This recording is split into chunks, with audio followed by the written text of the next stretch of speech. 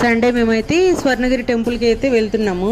మా ఇంటి దగ్గర నుంచి 1 అవర్ జర్నీ అయితే పడుతుంది.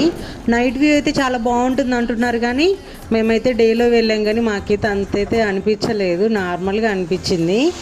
జనాలు కూడా చాలా తక్కువ మంది అయితే ఉన్నారు.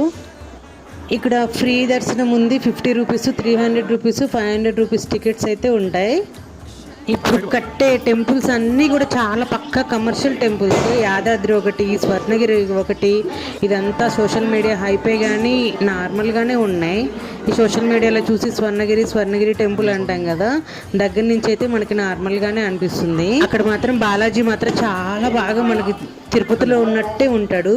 అసలు చూడడానికి 2 కళ్ళు చాలలేదు. నాకు వెంకటేశ్వర స్వామి అంటే చాలా ఇష్టం.